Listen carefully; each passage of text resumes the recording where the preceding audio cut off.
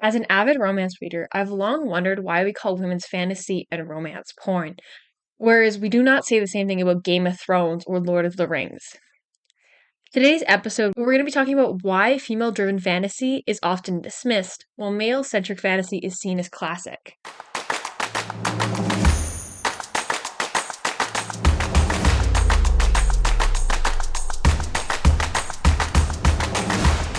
You're listening to Fed Up and Figuring It Out, unpacking politics, culture, and global power. If you ever thought, why does this all feel like bullshit? You're in the right place. I'm your host, Priya Mignot. As always, everything cited throughout this episode will be in this episode's description.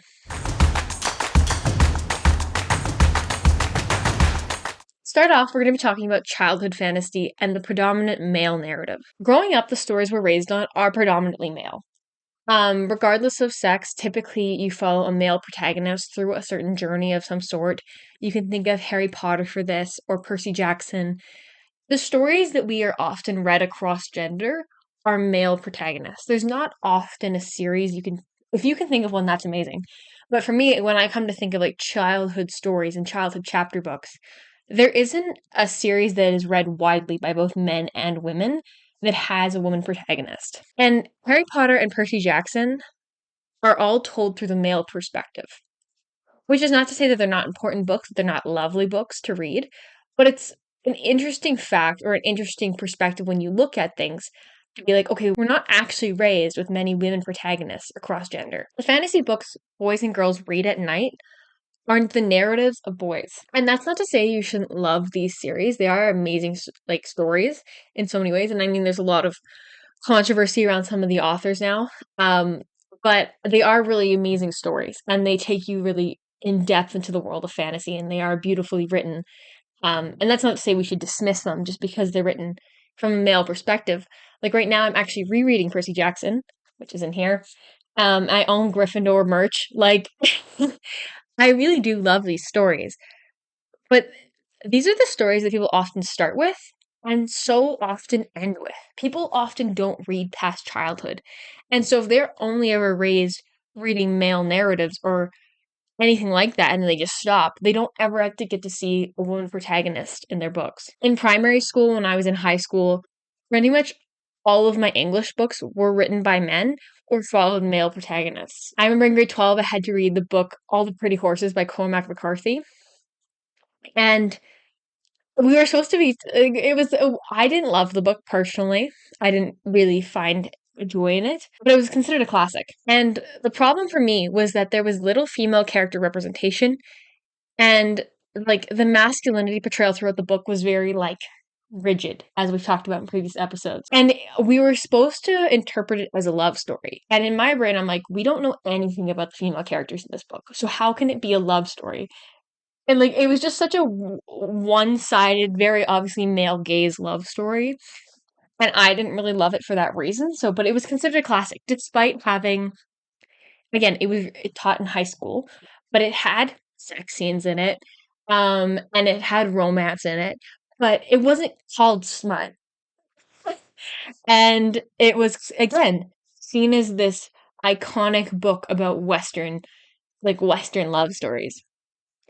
Well, it was not even a love story per se. Like it's not advertised as a love story. It's advertised as an adventure story, coming of age story.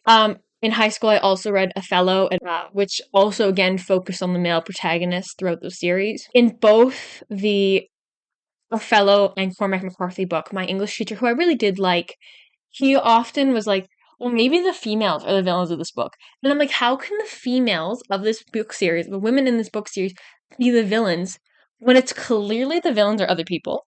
Clearly. And we don't know anything about the women in this series because there's no space for them. They can't be the catalyst for these villainous acts. I was just like, first off, we don't read any female authors. We don't read anything from the female protagonist lens. And now we're being taught and told that maybe if we consider from a different lens, the women are the bad people in this book. And I'm like, how is that even possible? Like, how is that even going through your head when we know nothing about them? And so I did bring up a complaint with that. So I was like, we didn't read a single book by a woman author in high school. The one book I did read that was by a woman author in high school that followed a woman protagonist was Pride and Prejudice. It was the only one I read throughout all of high school, but it was an optional reading between that or The Great Gatsby. So only half of my class actually read Pride and Prejudice. Again, it's really interesting the way that we frame books. Like The Great Gatsby is considered a classic, and Pride and Prejudice is considered a classic as well. But Pride and Prejudice often is seen as like a woman's book, a romance book. It's a women's literature kind of thing. And The Great Gatsby isn't. It's seen as like, oh, anyone can read it because it's written by a male author through the male lens. And it's like, yeah, but they're both love stories. Like they both talk about love. That is the whole premise of both those books. And yet we treat them differently. Like one is for a very half the population to read, and one's for the entire population to read. And like, it doesn't make any sense. If people decide to read past like primary school level or past like their childhood, which I do encourage people to do, they often continue into fantasy series like Game of Thrones and Lord of the Rings. And I'm gonna be honest with you, I've never read Lord of the Rings or Game of Thrones, and from what I know, they probably wouldn't be my thing. I know there's not a lot of women in Lord of the Rings, and there's not a lot of women speaking in Lord of the Rings, or have like it does not pass the Bechdel test even remotely in the book, I don't think. And there is so much sexual violence and nudity in Game of Thrones that I absolutely know I would not be able to like it. However, the world building I respect immensely, and I'm not shitting on people who like these series, but expanding beyond them is important. Going beyond reading from the male lens or from male authors is extremely important. There are two kind of key problems that come up when we talk about this, though. First, there's a massive gap in reading between genders as people get older. Men are reading less and less, which is quite fascinating. Secondly, if they do continue, often they don't stray from male narratives when they dismiss women's stories and even sometimes women authors. For example, like, again, a lot of men are not reading, which is very interesting. Roughly 1 in 4 men read a novel or short story in 2022, compared to fewer than half of all women. And this is like a real big problem in some ways because as Instagram user at Luke Bateman points out, books teach empathy, kindness, and critical thinking skills. Like books are a way for like an emotional practice ground for people to come up with solutions. They actually develop the brain in a different way, reading. It fosters greater empathy, greater thinking skills, all these things because when you're reading, your brain can't really tell the difference between reality and fiction. And so it's why people get really attached to characters, it's why people get really attached to different series. But when you're reading, you're problem solving with the characters at the same time. And you are going through very unique experiences while reading. Reading also allows people to better articulate their emotions. And again, like as I think book talk has become really big, and I know there's men on book talk and I know there's women on book talk, but it's predominantly a woman's sphere. I always am a little bit concerned by it because men not reading is concerning. People not reading in general is concerning in some ways because it is such an important skill set for humans and such an important way to better understand the world, to not get sucked into propaganda, to have empathy for other people. It is such a fundamental skill. But if people even bother to read past high school, they, especially men, will dismiss women's stories and authors. And it's like that's a woman's thing. Women don't do the same thing to men. It is weird to me though that sometimes when a gender, like whole gender, is like that series or that author isn't for me because of their gender. And it's like men should read romance stories too. Men should read women's books as well, just like women read men's books. So why is it that when women write fantasy, do their stories get shoved into the women's porn box instead of the fantasy shelf? Men's fantasy series are often seen as serious world building. They are often seen as these articulate, amazing, immense worlds. And in many ways they are. In many ways they are. But when women's fantasy is written, it's seen as a guilty pleasure. It's seen as something to almost look down upon in some ways. Obviously, I don't. It's important to read both genders, but for women specifically, women's fantasies are stories where we get to run the show. We get to hear ourselves in the main characters. There are things missing from male fantasy stories that women just can't connect to because it's not realistic to how women live. And I'm sure it's vice versa. If men read a lot of women's books, they'd probably be like, okay, there's some things missing. This is not how men actually act. And it's like, that's fair, but at the same time, you have to read both. If you're, and like a few of my favorite series to this day, but with fantasy and romance, are Throne of Glass, which is right there. Throne of Glass is literally my favorite book series of all time. I started reading it when I was 12 years old. It's an 8 book series, and it's considered YA fantasy. However, later in the book, there is like some sex scenes. But the book series follows a main protagonist named Selena Sardathian, and throughout the whole 8 books, we follow her perspective. But it does alternate. Like there is in the first book, I think, if not in the first 2 books, there's 3 different main characters. There's Kale, there's Dorian, and there's Selena. And so we alternate between 2 male characters and a woman's character's perspective. And I think that's super interesting because throughout the whole rest of the series, every time there's new characters introduced, we alternate between female and male perspective. And yes, the book series is written by a woman, so it is a little bit probably skewed from the male perspective, but it is still a really amazing story to read. And I think what is so impactful for many people reading women's written fantasy is that it focuses a lot on female agency. Often I find in male fantasy, women are seen as this altruistic, almost like can do no wrong pedestaled woman, or they're seen as a voiceless love interest, or they're seen as this witch who corrupts men. And it's like that's all you can be. And and you don't really get a voice in anyone's say. But in Throne of Glass at least, Selena is an assassin, so she is morally gray in many cases, and you follow like female rage, and I think that is such a unique thing too.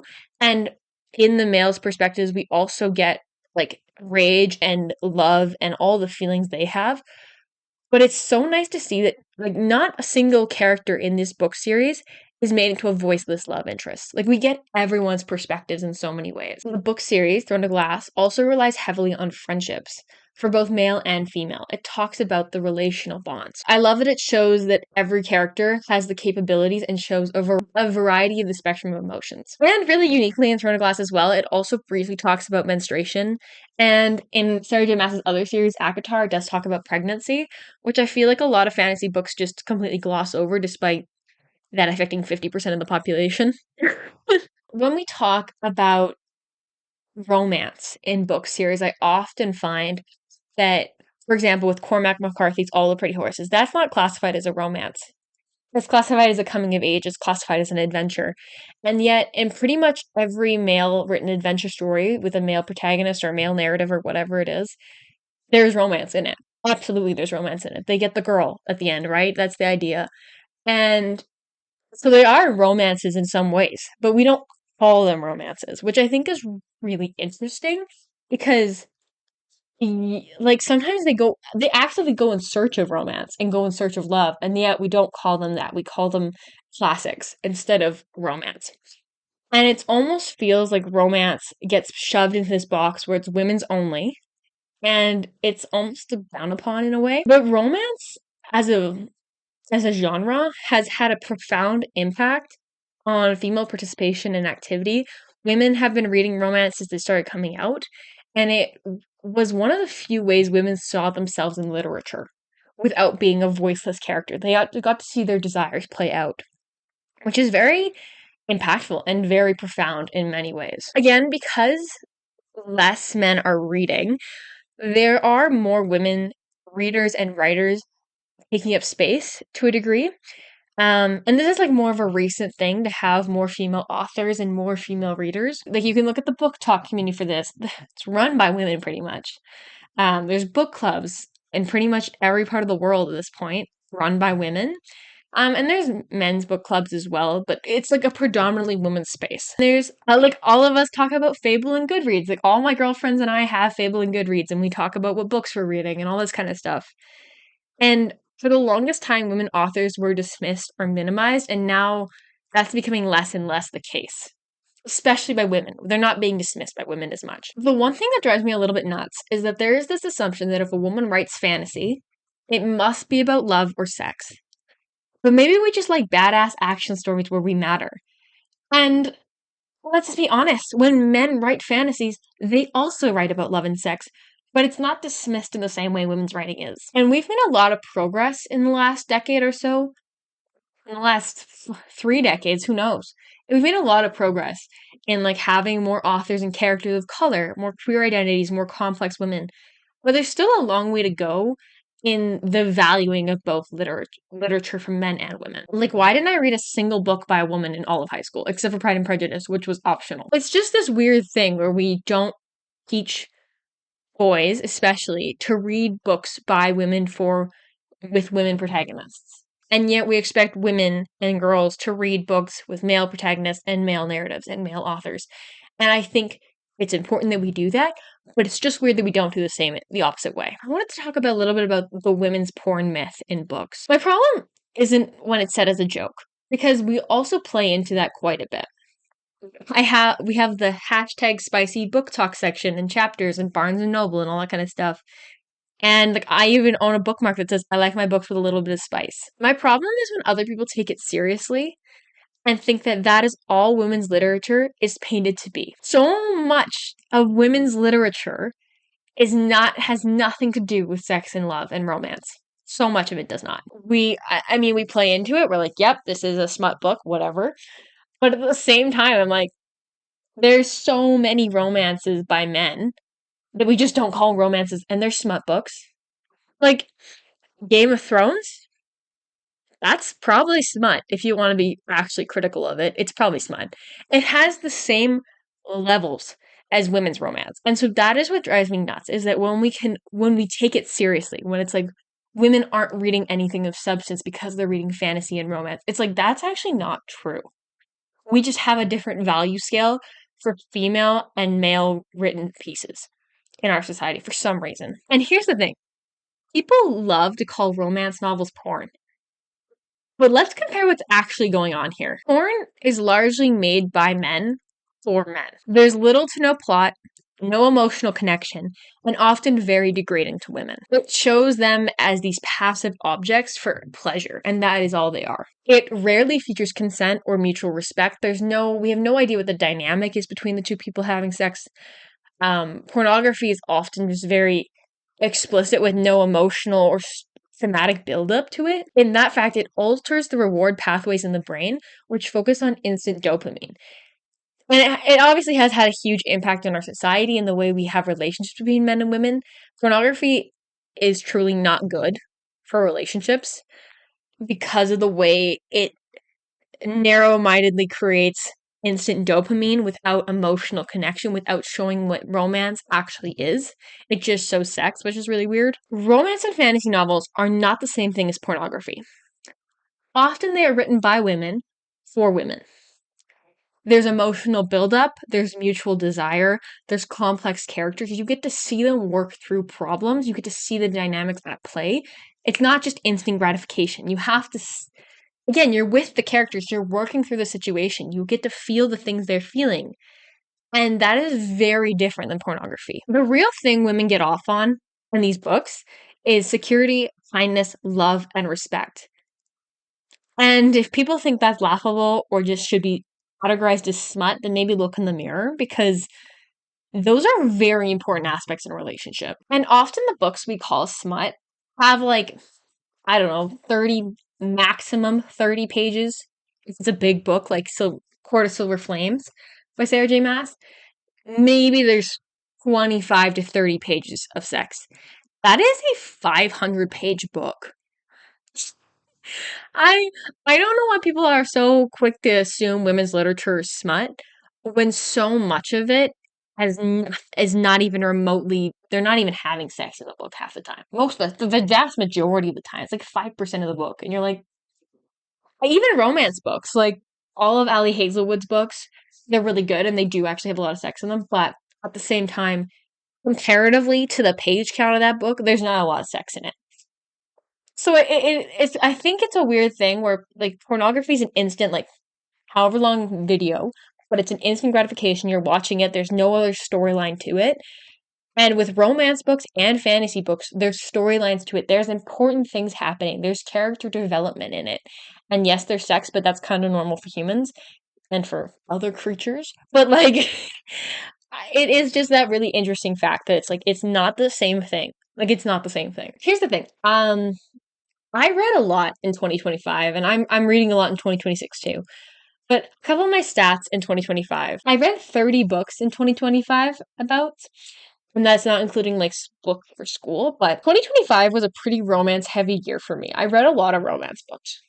I read like 10 pure romance books with nothing else. Like they weren't fantasy books, they were just straight romance. And sure, a lot of them had smut, but they also had connection, and that's more important.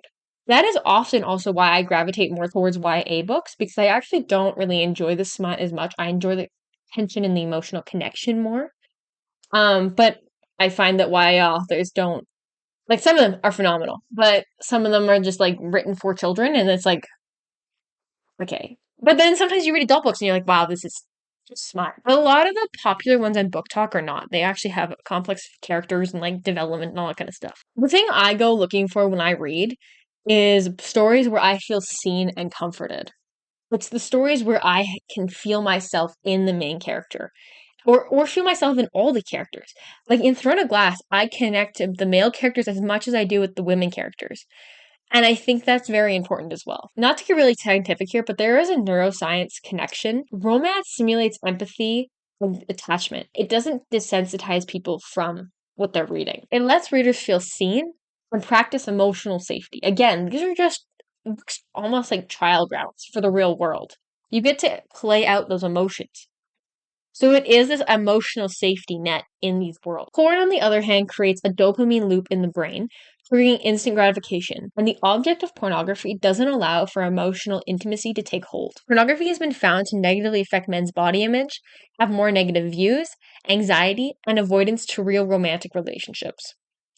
It often features violent and degrading representations of women, who are completely voiceless typically, and the depictions often get worse for gender minorities and people of color. And again, more men watch pornography than women, but that is often because women are naturally overwhelmed by the woman hating theme that is so universal throughout pornography that it just doesn't seem appealing. And this may contribute to why women's fantasy is a more important outlet and a better outlet for women. But women want the emotional safety and the emotional connection, which I think we should all want in relationships, which is often why there's like this divergent, where men are not reading but they're watching porn, and women are reading but they're reading emotional fantasy. It's a bit of a weird gap. Women's fantasies are often more about safety than submission. It's more about showing love as care and commitment, not just like sex. Even in like some of the books that are really seen as like smut, there is so much care and connection in those stories, and it shows that love is in action. It's practiced. It's like it shows what it is like to love someone. When people scoff at women's fantasy or romance novels, they're often misunderstanding what those stories are actually about. It's not about submission, it's about safety. In Bell Hook's books, All About Love, she writes, combination of care, commitment, knowledge, responsibility, respect, and trust. Those are the true things that build intimacy, not domination. And in the world where women are often told to shrink themselves, to be quiet, accommodating, or grateful, especially in romantic relationships, fantasy and romance novels become one of the few spaces where women can imagine being safe enough to be fully seen, to have their full desires. In so many of the books I've read, and they are amazing love stories, but they're also amazing. They're just such amazing women, complex women, which is what women are actually like. It shows what women are actually like. And they have all the emotions and all these feelings. And it shows them making mistakes. And it shows them not being this flawless person. It shows what people are actually like in almost every fantasy book I've read. And it's often that the woman is finding herself in these, again, these are sort of like coming of age adventure stories in our own way. And they are often finding themselves, and they're finding a partner and a person who can value that as well, who is not threatened by that, who they are able to build an actual relationship and partnership with.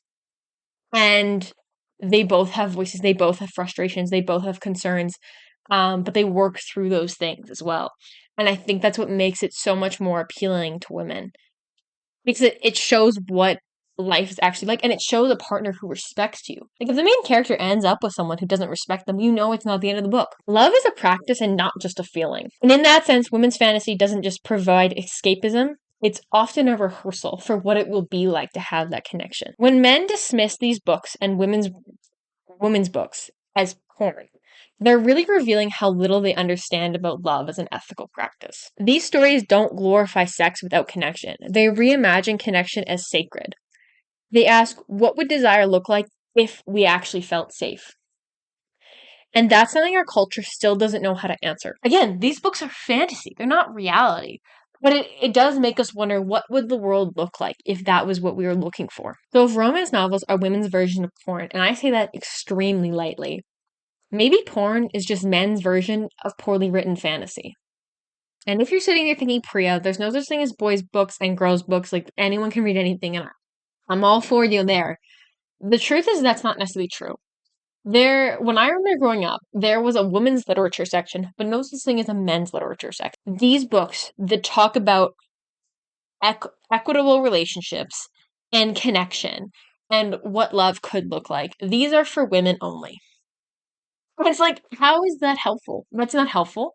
Because those books should be available to everyone. Anyone who wants a decent relationship should be able to understand what that looks like in a literary form. Again, this also creates like a weird prison where like men are not supposed, and I say it very lightly with quotations, supposed to read these books. They're not supposed to read women's authorship and fantasy.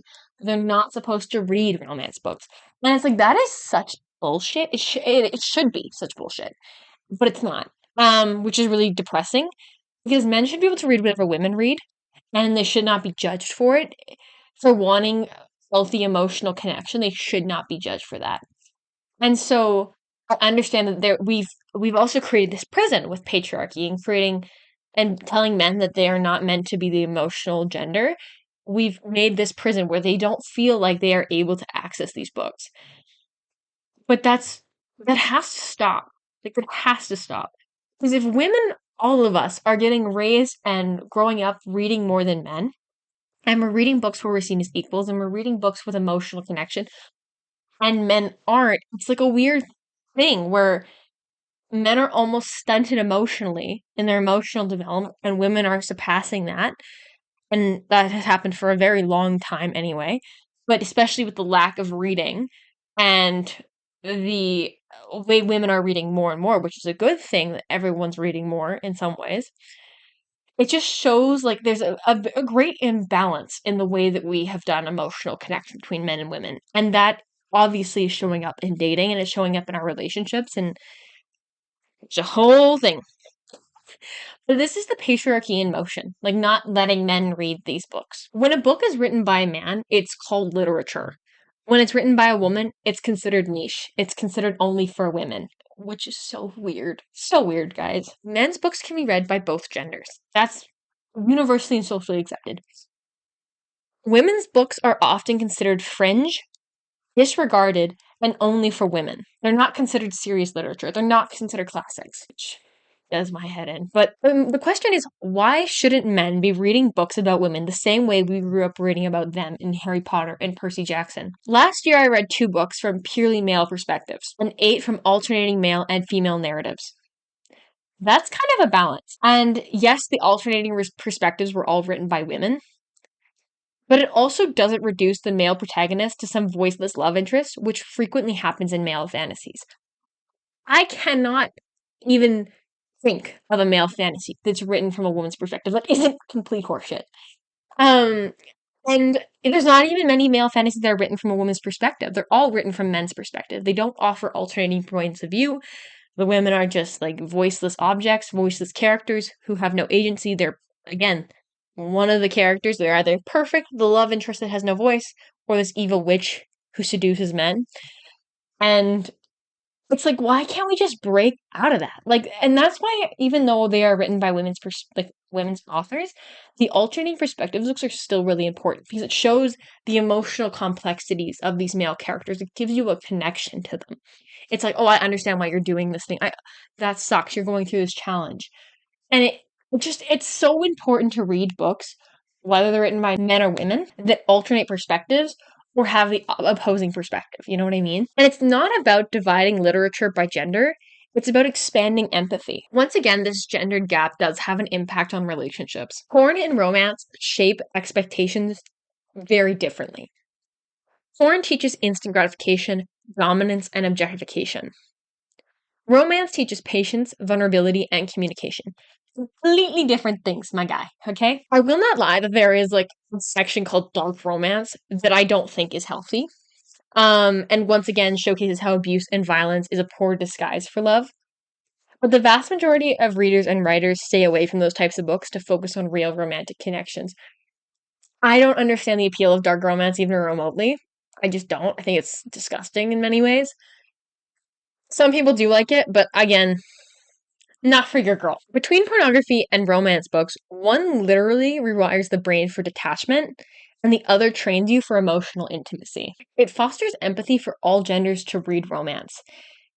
In a sweet and emotionally bonding sort of way. Often when men joke, and men and women both do it, when people joke that women's fantasy books are porn, they miss that those books are often the healthiest representation of relationships that we have in pop culture. Even in TV shows and movies, it still doesn't show the same empathetic connections and the same emotional intimacy as it does in novels and books. And so women's books written by women, are often the healthiest representations we see of relationships on screen, in books, anywhere in media, honestly. And that is also why romance initially, from the start of it as a genre, had such a huge drive and such a huge fan base. Women's fantasy isn't about sex. It's often about emotional depth and development. Romance gives us a safe space to imagine love that's consensual, equal, and kind. And that shouldn't be revolutionary, but it still is. It's not just women who need that. It's also men who could use emotional literacy too. Kind of recap what we've talked about. Women's fantasy does not equal pornography. In male narratives, the books we read in primary school and as children are not necessarily considered neutral. If you don't read past that, they're not neutral. You've only read from a male perspective. And that, again, like stunts the emotional and critical thinking skills you might have. Reading from the female perspective often builds empathy and challenges the idea that love or fantasy must center men. Women's stories deserve the same respect as men's. And if women finding joy, safety, and desire through stories makes you uncomfortable, or makes you want to dismiss these books as just smut, maybe the problem isn't the books. Maybe it's our societal expectations and pressure we put on women and the things we don't want women to read. Why would you want a woman to read about emotional connection and intimacy when that's not what the other half of our gender, like men, are being wired to do? And they should be wired for emotional intimacy. They should be allowed to read these books. Fantasy has always been about escape. And maybe it's time we escape the double standard too. If you're looking to get into books written by women and different fantasies that focus on women protagonists, Throne of Glass, again, I will shout it from the rooftops. Best series ever, 100%. Fourth Wing is also really popular, and that also is a fantasy series. There is a romance in it as well. If you're looking for more romance and not fantasy, Elsie Silver's books is really good, and she's a Canadian, so shout out there. And all of her books are about like cowboys and small town kind of like stories based in Canada. And those are really good. That's a good book series for if you're looking for more romance. And yeah, there's so many amazing books being put out right now that you can just honestly hop on Book Talk and look and see what you might like. But the real thing I want everyone to do is read and read widely. Don't stop reading just because you leave school. Keep going. If you've left middle school, if you've left high school, if you've left university, do not stop reading. And often I think as we grow up, people are more inclined to read nonfiction books, but at the same time, fiction books are so important for empathy and critical thinking development. So don't just narrow yourself into one box. Read both, obviously, but definitely keep reading. Literacy is one of the most important skills a person can have, and in our digital age, we gotta lock in on it because it's becoming less and less predominant. I'll leave you with this. What was the last book that made you feel seen and connect emotionally? Thanks for tuning in. If you had an aha moment or just enjoyed hanging out with me, pass this episode along, drop a quick review, and let's keep chatting over on Instagram. Also, feel free to subscribe and give this video a big thumbs up. Sharing is caring and it helps this podcast grow. I'll see you in the next episode.